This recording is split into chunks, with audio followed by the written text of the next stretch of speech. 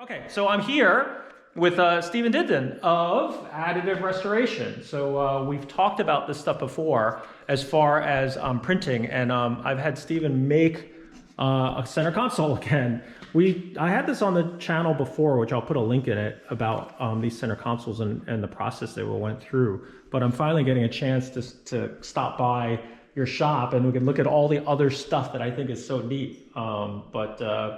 Stephen, I'm going to have you kind of walk us through a little bit like what we've done. I mean, you're almost just, at this point, we're just printing, but we also had to do a little bit of cleanup on this. So we had an original console that I 3D scanned, reverse engineered, which basically means making the model in the computer, modified that design so we could 3D print it and so we could add things that would make it a little better for future generations while still looking like the original.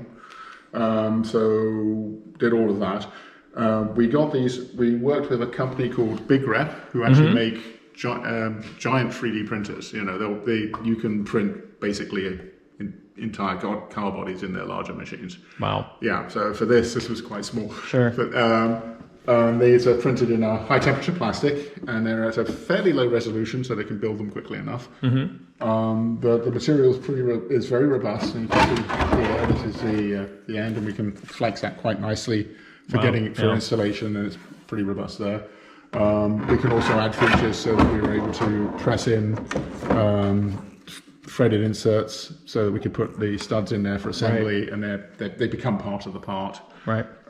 Because of the way it builds, you can sort of see there's a layering here.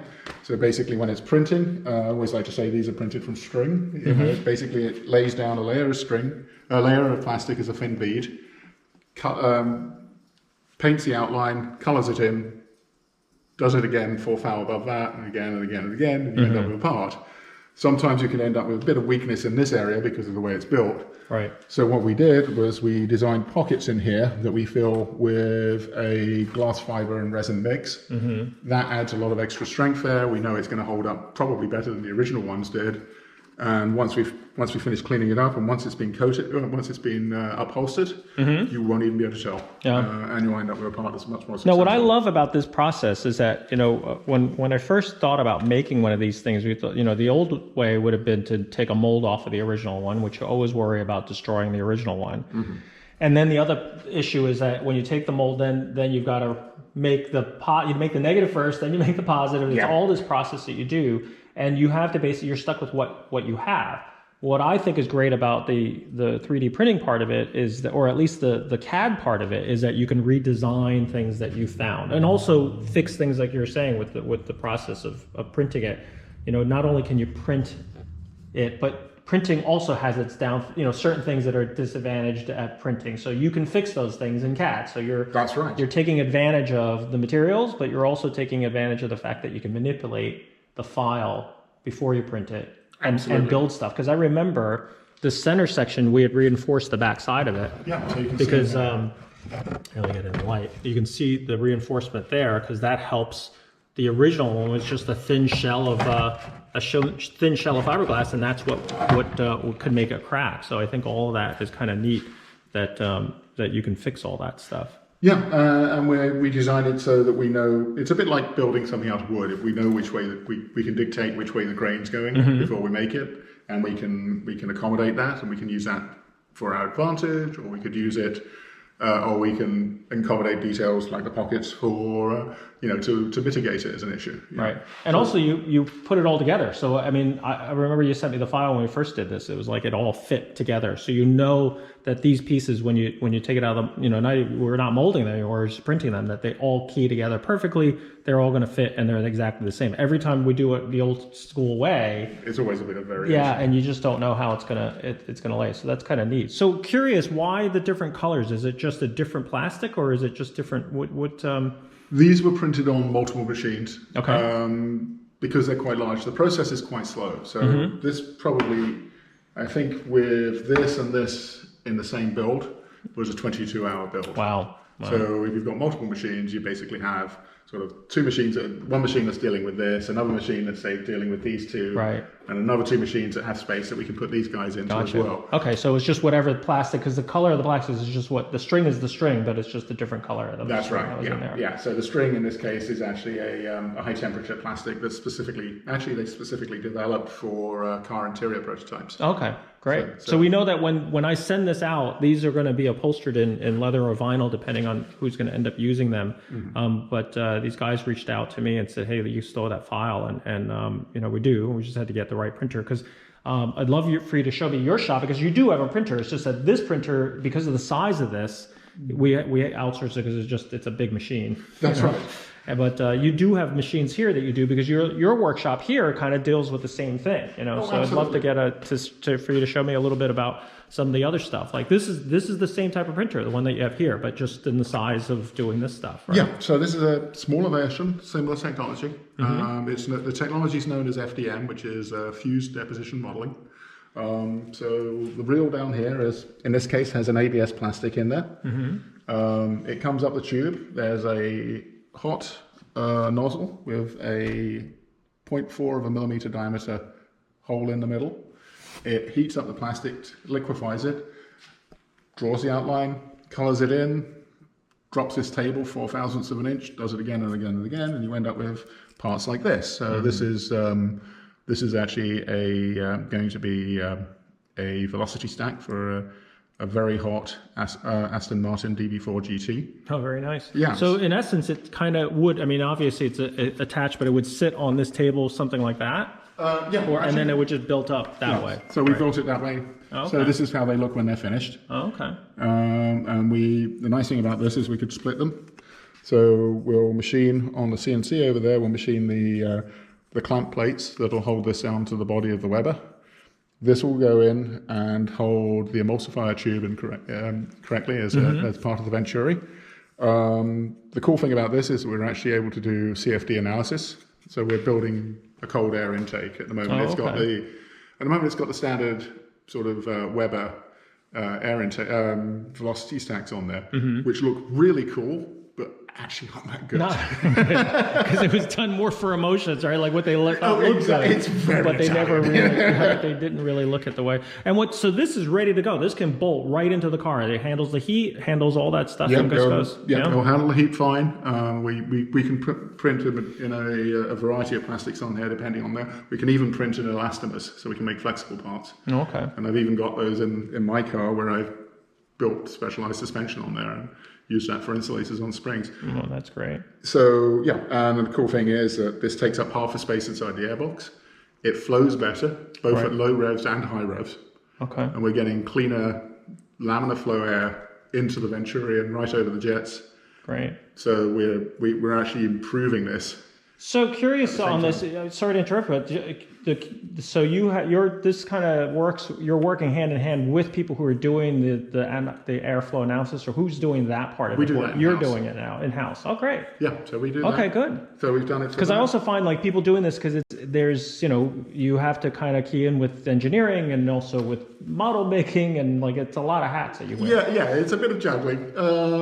I have a low boredom threshold, so it really helps for that. Well, I think what we should also talk about a little bit, which is great about Stephen, is that your background is actually model making, but your love is in cars, so you were able to kind of take a career of doing models or creating the stuff with all this technology. Yeah. But now doing it basically full time with cars. I mean, you've just basically married the two together. Well, there's three actually. I started as an industrial model maker back in the 80s, early 90s, late 80s.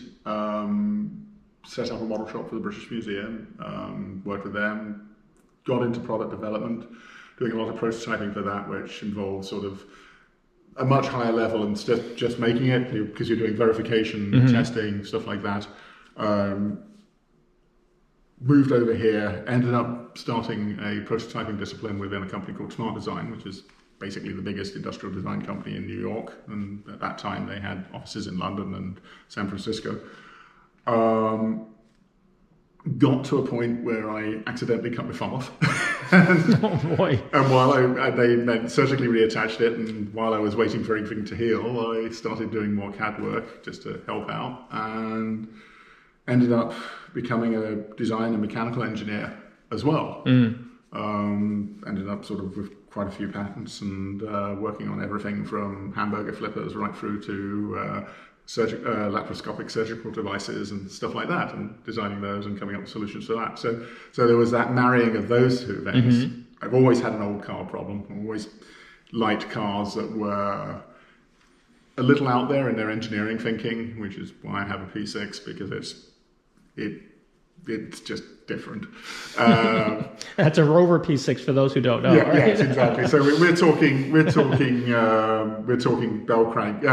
We're talking bell crank front suspension, similar to Formula One. You've got a DD on rear axle, all of that sort of good fun stuff. And I just liked the fact that there was a company that decided that we're going to build the best car ever. And they're all young engineers, and they were going to have a jet engine in it. And the prototypes had that and stuff like that. Put themselves well out of business by trying to do that. yeah. That's what happens when you have engineers running companies. Right. We get too excited about the idea. That's right. So a lot of that came from there, and I was already making stuff for myself. I'd had an experience where I'd been a director for a startup in Brooklyn. Came out of that very exhausted and thought, I've got this idea for a business of using what I've been using for years, which is additive manufacturing, hence the name, which is the actual industry term for 3D printing. And I'd been introduced to Santos Badera, who I know you know as well. And went over to see him and said, I've got an idea for a business. Do you think it has wings? And because we're all terrible enablers, he said, sure it does.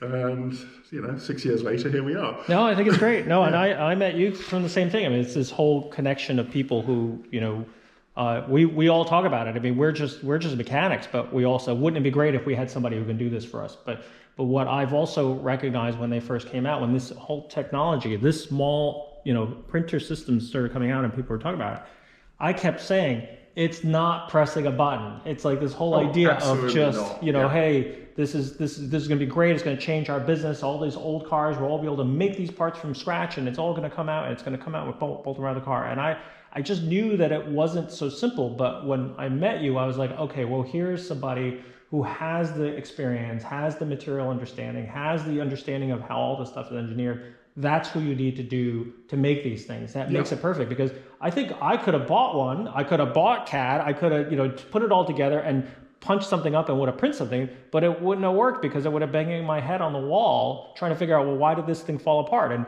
And we went through some of the stuff where we talked about, when you're building this stuff, it has structure. It has to be printed with a way, it has a certain amount of scaffolding. It has a certain amount of stuff. That's all part of your vernacular, but not to someone who's just learning for the first time. Absolutely. And then not understanding why it doesn't work, because we don't understand, the years and years of experience. And you say, of course you can't print something in the middle of thin air. Of course you can't support something. And you've got to do all this stuff that it saves a lot of time. So it does save time and money to go to someone who also knows how to do it. And doesn't make the same mistakes that we would do that we try to do on ourselves. We made the mistakes years ago. Right. I think, to your point, at the end of the day, and it's a phrase I use a lot, 3D printers, CNC machine, 3D scanners, they're fancy hammers, they're tools. The core knowledge on why you make things a certain way, or how those things have to behave when they're under load, or they're exposed to heat, or they're exposed to vibration, all of that has to come first, and the understanding of that. So we're looking at how much you have to design around those parameters. Once you have an understanding of that, you can do so. And then if you have a good understanding of the material properties of the stuff you're working with, so for instance, this is what's known as an SLA printer. So there's a vat of resin in the bottom here. Below that, there's a LCD screen with an ultraviolet light source.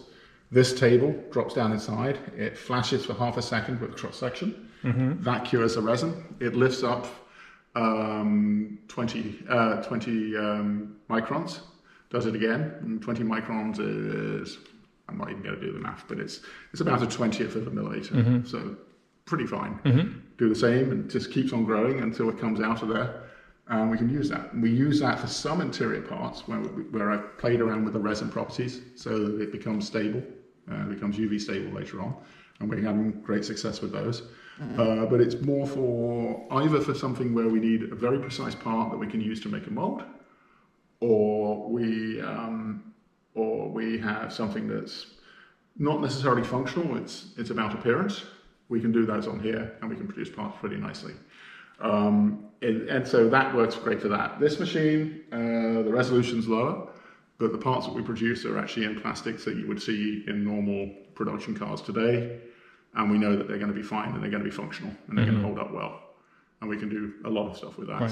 So it's like everything, you know, both of these machines are great. But you have to know what they're used for. Exactly. You need to know where those strengths are. No, and I love what we were talking about earlier when with the work that you've been doing with lenses, because that's something that I know a little bit about where I have a mold maker that makes lenses and has a huge catalog of molds. Yes. But a lot of times we wish that we could fix some of the because what you have to have is you have to have a pattern. And I can really see, I mean, you're doing the full process here. Oh, absolutely. Creating the actual pattern itself by cleaning up an original one, and then creating a print of it, printing it, then taking a mold. Because what I recognize of what you said was that at the end product, you still end up molding it because the plastics that you're using there are more durable or better. Exactly. Yeah. So they behave just like the original acrylic parts. We can color them to get exactly the right shade match. So, for instance, this was a lens for a hot rod that someone was building from an ash, and the original had this rather ugly sort of bump out at the back for the reflector. And he said, would it be possible to make something where we have this nice sort of Fresneling on the inside and it's just a completely smooth exterior, but it still has to fit the housing. Right. So you could do that digitally. And that's what's amazing is you can go in there and just delete that little bump out and then. Well, it's a little more than that. I mean, I'm simplifying it certainly, but what you're doing is you can actually do that digitally and then print this. Yeah. So we'll 3D scan it. And the 3D scanner creates sort of a mesh, a virtual mesh that we can use as a reference for building a new model over, and then we can say, okay, we know that it has to fit around here, so we'll match that mesh. We know it's going to be different here, so I'm going to design something there and we'll have a look at that. Right. The nice thing about it is because this is something where the owner, the big thing with what we're doing is managing expectations and making sure that people are happy with where we're going before we get there. So we could go off and think, oh, I think I've got it, and I'll design the whole thing, make a mold, and then send it to them. And they go, that's not what I wanted at all. What we can do is we can do this, and then I can actually send photorealistic renderings to them and say, this is where I'm thinking of doing. Does this look good for you? Yeah. And they'll say, yep, that's good. Or can we do something about that? And we can modify that before we actually make anything. So that saves us a lot of time. Right.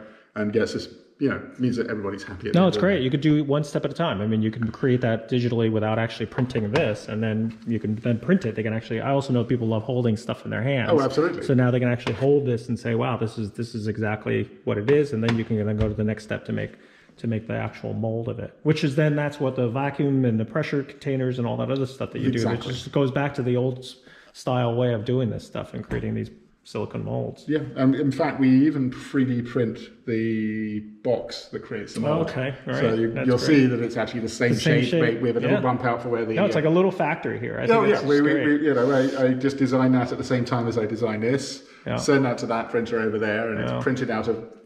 Basically, it's 1 millimeter wall thickness, so it's easy to take off. And that way, it's exactly the right size. I know exactly how much rubber I have to mix to pour in there. Oh, great. All of those things. We'll pour the rubber in there, split it apart so that we end up with this. And then if there's any sort of deep holes or anything sort of challenging. Right, for the screw boss on this, we'll turn a tapered insert. Sure. Yeah. And that drops straight in there. And that way we know that it's going to be exactly where it's meant to be. Right.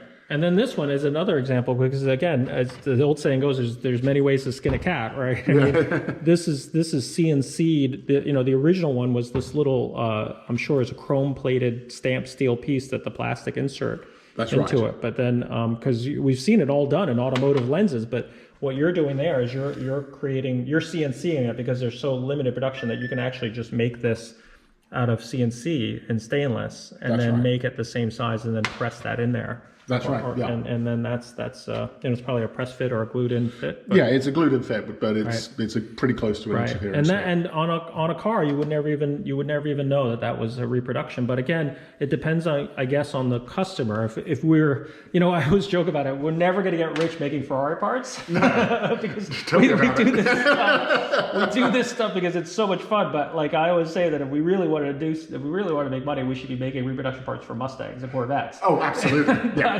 What's the fun in that? Yeah, And I'm sure the guys making the parts for Mustangs and Corvettes are thinking we should be making money by making parts for Ferraris. But that's what they all think, and I get that phone call all the time. I get guys who like do this stuff, exactly this stuff, and they say, "I want to make Ferrari parts." It's like, why do you insist on making Ferrari parts? They only made 10 of those. Or a big production on vintage Ferrari is 300-400 units. Exactly. It's like you're never going to sell, unless, and again, that's the reason why there's Ferrari tax on half of this stuff, is because, we're only making 3 or 4 of them at any given time. And even as that console takes hours and hours to print. We made that first one 2 years ago. Yeah. I looked at my files. It was 2 years ago. Was it really 2 years ago already? Yeah. Almost. It's almost 2 years ago. Yeah. And the thing is, when I look at that, and it's not like we're selling a bunch of them, No. But I'm happy that we've gotten 2 more people that want them. But it's not like when you look at the amount of time and energy it takes, and then of course after it's done, they still have to be upholstered. It still has to be installed. It still has it's not a cheap endeavor, but like. We love it because this is what we're passionate about, and these are the cars that we like to work on. Yeah. But this is still an expensive thing to do. But when you have a car that is worth millions, you want to make it look as good as it can, and then therefore it's worth spending the money to do it. I mean, I always explain to people, it's like owning $1 million house and not spending the money for the right roof. Exactly. It's like it's a waste of a good quality product if you have to use other quality products to support it. If you want to put a $10,000 roof on $1 million house, it's the wrong roof to put on $1 million house. Well, there's also the fact, rather like the house, but certainly with the vintage cars in the world that we deal with, we're all caretakers. Mm-hmm. We're looking after the car for the next person. Right. And it comes up again and again in the conversations that we have with clients. It's sort of, yes, we're working on this. Yeah, I know I'm going to do this. Yes, I know it's going to cost this much, and probably no one's going to notice. But it's the right thing to do for the car. Right. And the owners that get that are the owners that get that. Yeah, that we're fortunate enough to work for. Yeah. Yeah. But the other thing I wanted to talk about here, I mean, which speaking of rare, but a lot of work goes into it, is this I think this is what didn't this start it, the distributed cabs? Yeah, this rotor arm here. That's probably started the whole thing. That was the first ever AR project. That was Santo. Yeah. So this is we have problems with rotors all the time for several reasons, and people, I mean, at least from my perspective, correct me if I'm wrong. Yeah. But I know with rotors, what we have is that there are companies out there in Asia that will reproduce these rotors. There are people who have tried to make these rotors for different cars, whether they were Lucas rotors or whether they were magnetic Marelli rotors. They would be a reasonable facsimile of the rotor that they're trying to reproduce, but it would not work. Yeah. It would arc, it would fail, it would crack, it would be all sorts of stuff because they weren't really, again, I think part of it is the remanufacturers are not necessarily the engineers that designed the product in the first place. They're not aware of it. Right. Yeah. So they're just basically saying, oh, that looks like a plastic piece that has pieces of metal that are embedded in it, and we can make it, and it'll be good enough. But what they don't understand is the tolerances that these things require, and then temperature changes and all the other things changes the way that rotor reacts inside the car, and it fails. So going to you is that you were brought in on this project. Yeah, early on. When I came up with the idea of AR and I spoke to Santo, I thought, I'll spend 20 minutes chatting with him. And if you've ever been to their place, it's typically Italian. They say, well, we're here, we're having lasagna, have lasagna. Okay, fine. So it didn't take a fight. And after 3.5 hours of chatting with Santo and Frank, I came away with a box full of broken Ferrari indicator switches, which I'm sure you're all familiar with, and a broken rotor arm for an Oscar twin spark. Super rare car, even rarer engine. The owner had one made years ago at great expense, and someone had basically taken a Dremel to a block of Bakelite and carved it out. Wow. And it looked like someone had taken a Dremel, So one of the things I always like to think is, if we've done our job right, no one knows we've been there. Right. Because it looks original. Right. And just to interrupt very quickly, that reason why they did that was because obviously it's a rare car. These parts are no longer available, have not been manufactured in probably 20, 30 years. This guy wants to get his car running. At the time, that technology wasn't, what you did, the technology still wasn't ready. Or at least there weren't enough people who were doing it that you can get in touch with. So they did what they did, but it still didn't work as well as it could have. There was that. There's also, we actually developed our own resin for the body of this. Okay. So the big thing and the problem you were talking about with cross-firing and arcing that you get with modern components and failure is they don't have the correct dielectric strength. And dielectric strength is how good a material is at resisting electrical discharge. So with a conventional vintage system, you're looking at about 25,000 volts on an ignition system. Modern ones are much higher, double, triple that. That's a different story. But the reason they used Bakelite back in the day was that when there was an arc or a spark across the surface, it didn't carbonize. And once you get carbon on the surface, that becomes a conductive track. So we wanted to develop a material that had the correct dielectric strength and wouldn't carbonize under heat exposure or spark exposure and spark erosion. So played around with some commercial resins, started playing around with those, started playing around with materials that we could add to that to create a composite, which is what this is. So this actually has about the same weight as a Bakelite. It has 3 times the dielectric strength of the original part. Wow. So you could theoretically run this with a modern ignition system and it would be fine. Wow. We can actually color match the original Bakelite. So it looked, so if it's a pebble and someone has a whim to take the distributor cap off, they won't notice that it's not original. Is that printed or is that molded? Combination. Okay. So the brass components we CNC machined on this guy over here. The body we made a 3D print on a machine similar to this over here, and then made a mold because we wanted to be able to use the resin that we developed. This part here, the counterweight that actually holds down the secondary wiper, that's a direct 3D print from an FDM machine. Okay. The other thing that we could do is, because we were using lots of different materials and we know that this particular engine revs to 8,000 and this will spin at 4,000 at the top, is that that I was able to assign the correct mass properties to all of the components in the assembly, and I could work out where the center of gravity was. It's balanced. So it's actually balanced. I may go a bit far sometimes. No, but that's fantastic. No, I mean, I think, again, part of it is this labor of love. I mean, I think that, I got to imagine that when some of these things were designed, they took some of this stuff into account. But what I think is just fantastic is that you're taking it into account when nobody even, thought about. I mean, not that they haven't thought about doing, but you're given the chance to do something, even better. I mean, this is, and in this world, like when you think about people operating at the very top of their career or top of the technology, whether it's Formula One, and the reason why they win is because they're pushing to the limits of engineering and the limits of materials and the limits and thinking it through. I think that's what's fantastic. It's like you're thinking outside of just creating a rotor.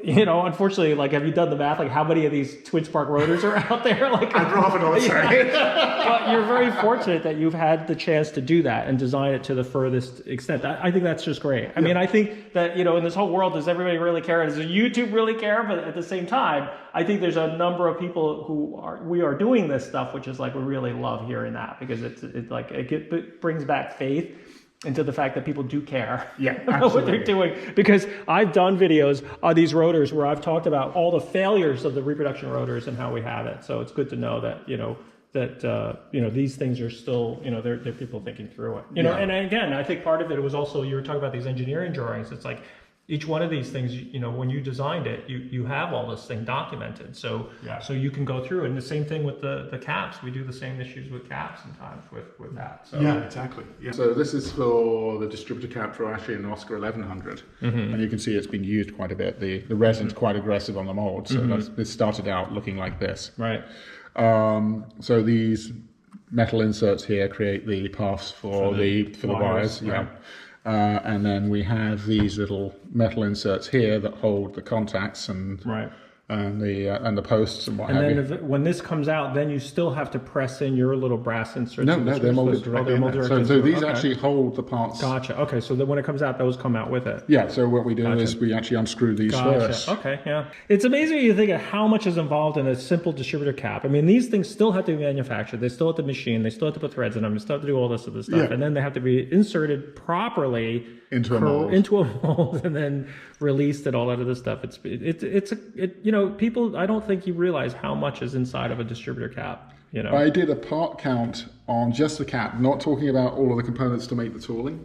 On this cap alone, it's just a simple 4-cylinder cap, 14 components, individual components, and they all have to be manufactured. Sure. Yeah, the one thing that you showed me, which I thought was really neat, was this gear, because the story behind it is pretty interesting to talk about what happens with 3D printing that you can do. So yeah, so this is part of the mechanism for the boot close on a Bentley Continental. It's also probably the most modern car we've ever done parts for. There's a chap on YouTube called the Car Wizard, and I sometimes watch him while I'm having a sandwich at lunchtime. And he was working on one of these, and he was saying that every time one of these breaks, he has to buy an entire new gearbox from Bentley, and it costs multiples of $1,000, and it's really frustrating. We think Ferrari tax is bad, but I guess Bentley tax is even worse, apparently. We can blame it. We can blame Audi. And he was saying the frustrating thing is it's just a plastic part that breaks each time, which is the gears inside. Right. It's a rather overcomplicated mechanism for what it is. It has a magnetic clutch, which means that it has sliding splines, and there's a number of other things going on there. So this is the driven pinion. Because of the sliding spines, we had to wire EDM out of aluminium, the spline section, because that has to be super precise so it slides smoothly. These parts are actually printed from a glass bead filled nylon. So the original one was what? The original ones were also plastic, right? The original ones were plastic, but they were an acetal, which has a different failure mode. So acetal tends to, when it gets to the edge of its tolerance, it shatters, whereas nylon tends to sort of smear. If you add something like glass beads, you get the surface hardness that you're looking for, but you also have that little bit of flexibility in there that means that the teeth aren't going to fail. Right, because if one tooth fails, that's it. Then it just becomes a cascade of teeth. Yeah. So one of the things we discovered when we took the gearbox apart was you could see that the pinion and the original gear was just touching on the tip of the teeth. I don't know if you can see that now. Right. Also noticed that it was only really engaging one tooth at a time. Really? So there's a profile on the tooth that's known as the involute. And that means that, when you have two gears meshing together, it's trying to distribute the load. I'll use my fingers here. Sure. It's trying to distribute the load over at least 3 teeth when they're engaged, even though they're at different positions. And that creates that sort of rather bellied shape that you get on the teeth. That wasn't quite right. The distance wasn't quite right between the two wheels. So what was happening is you basically, instead of having it meshing there and putting the load down at the bottom of the tooth there, it was right at the end, which means it's much easier. It's really stressing that one little piece. It's a huge moment on a single tooth. It's gonna fail. Right. Which amazes me because, these guys who designed this stuff went to engineering school. I didn't go to engineering school, and the way you described it to me, I completely understand what you're talking about because I've seen those failures. Yeah. Okay? And the thing is, if someone was designing this, and I don't know, maybe they took it off the shelf from someone else, but you got to imagine Bentley, they're charging enough money that they should be designing all these things specifically for Bentley. Maybe it was Audi, who knows? But whoever designed this, how could you get away with this as with an engineering degree and not say, this is not going to work. This is going to exceed the limitations of this particular gear and drive gear, that we shouldn't be putting this to drive the trunk lid. That's what amazes me. It's what it is if you look at each part, it's beautifully made, but you've got what's known as a tolerance stack up, which is, if you think of it as this bit has a part that's pushed into there that has to sit in the housing, that's going over to another part that's sitting there, that's got another part that interfaces with that. Right. All of those, you've got to have a little bit of tolerance because you're never going to make everything absolutely precisely. Right. So when you get a large tolerance stack up, there's a much larger chance of a failure because things start moving. But isn't there somebody in charge that kind of knows how all this stuff should go together? Or is it there was one guy making this, one guy making this, and then they never at one point said, let's see how this is supposed to work together? I mean, is that how the failure happens? I'm just curious. I mean, I don't know. I'm saying this completely from somebody who knows nothing except I'm at the tail end of putting this stuff together and make it work. I'm just a mechanic. But like when I see this stuff and we're relying on engineers to design this stuff and it's designed so poorly, it's like if I'm held responsible for not assembling something correctly because I didn't think it through, like how does an engineer get away with that when that's their job? Well, one of the things is that the failures aren't immediate. You know, it'll take a couple of years of use. Right, but didn't they go to school to understand that like you said, those fingers? Well, that's... I'm not making you answer your but it's just a conversation. You're very fine line here, Tom. But what I think it is that, yeah, they go to school, but there is a dearth, and it's getting better because since the sort of the maker movement back in the 2000s, people are getting back into making their own things. Right. And there's a lot of stuff you learn that's academic theory and best practices, and there's a lot that's experiential. And if you're lucky, you get both. Right. So you understand that there's material properties, there's calculations that you have to use to make the correct shape, there's tolerance stacks that you have to calculate, especially if you're using different materials.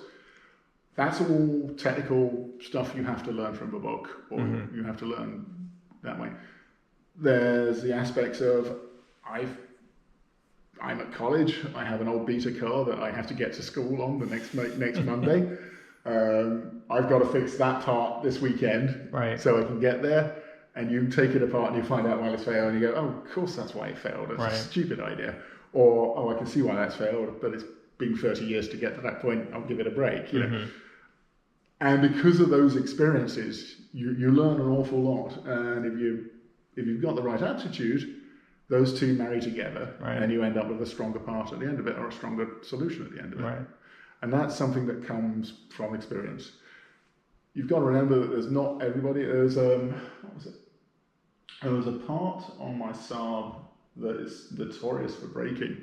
And I always joke with my wife that was the part that was designed by the intern. Well, as they say, even as a doctor, right? Half of all doctors graduate at the bottom half of their class. Exactly. So it doesn't, just because you're an engineer, it doesn't necessarily mean that you knew what you were doing. I mean, I think as we go back to this part, you know, maybe the lower end engineer was put on the trunk closure. No one's going to die from a trunk. Exactly. So we'll put Joe on that one. No offense to Joe, but he was put on the design. So then what you did was you redesigned it, the profile of the gears, so they actually mesh in better. We redesigned the profile of the gears. We slightly changed what's known as the PCD, which is the sort of the theoretical diameter where these teeth touch the other teeth.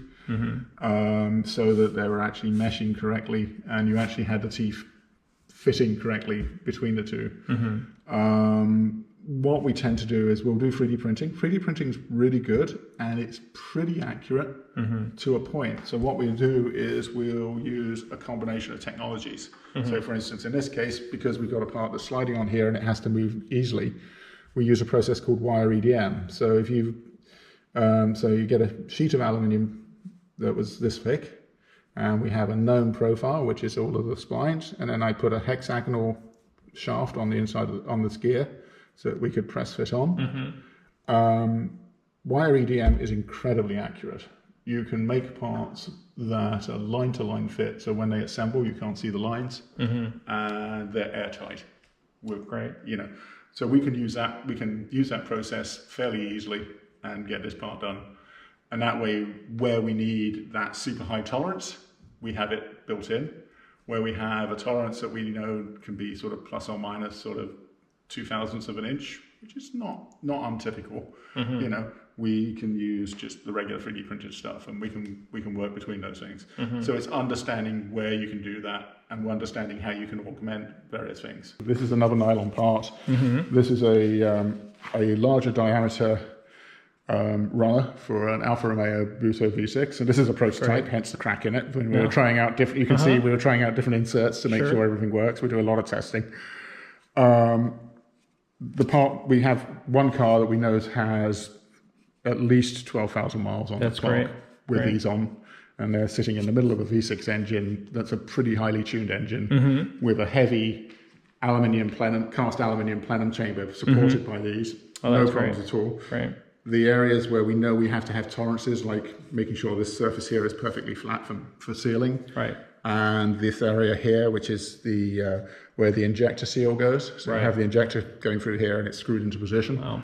We have a special tool that we designed and machined that will allow us to get exactly that, get a nice precise seat there for the seal. It'll hold up properly. No, that's beautiful. And then also obviously to line up with the intake stack or the intake plenum that comes in, it connects all 6 of those together. Yeah, exactly. Yeah, and we've got the correct angle there. So we scanned the original one because we knew that this angle here was critical. Right.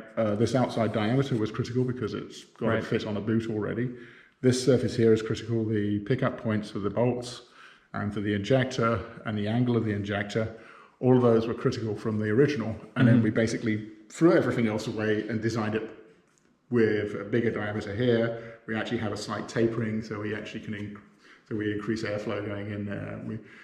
The next generation of these, we've already got golf ball dimpling on the inside because we can basically do that for free. You know? That's fantastic. No, I love thinking outside though, because the second you say golf ball dimpling, oh, that's kind of cool because why not? You know, turbulence and all that other stuff to airflow. It's kind of neat. Yeah, and that's a tough shape to do that. You're doing regular manufacturing. No. And it's great because people who own Bussos, that's right up their alley. I mean, that's absolutely. That's the guy who. I mean.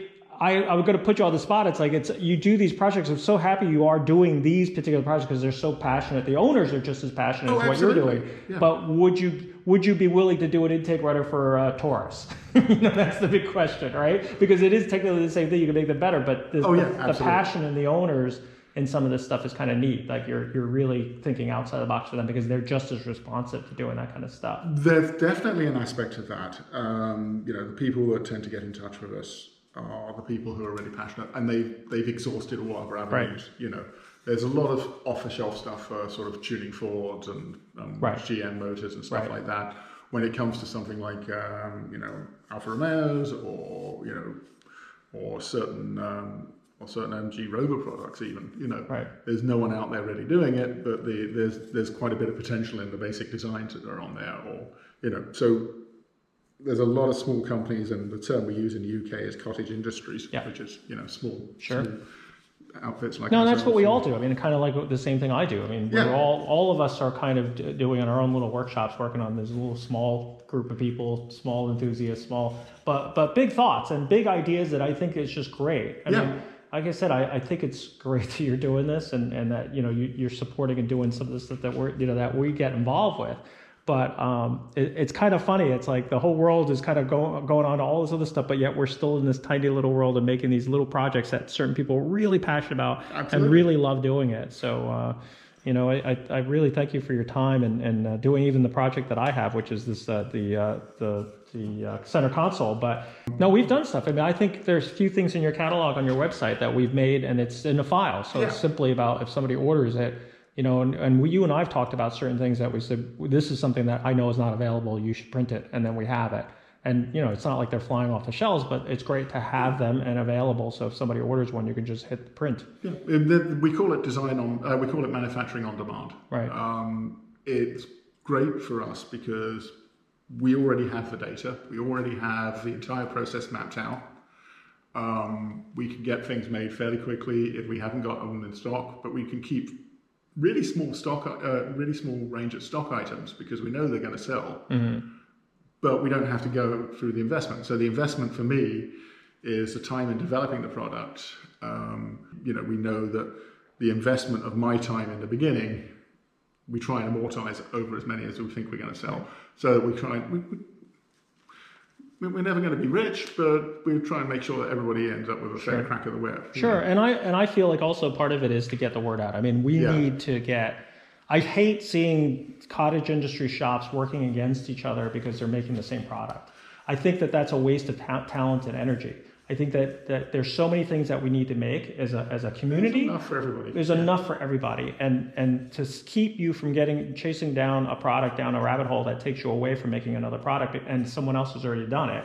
that's a waste of collective energy. I think that we do it all together, and you say, okay, well, I'm not going to make that because Steven's already doing it, you know, and I'm going to go direct my energy to doing something else. Then we can create more product, and everybody ends up still making a living, but we're not making redundant parts. Yeah, exactly. And to be honest, then the first thing we do is if we have someone approach us and say, oh, I've got this part, it's broken.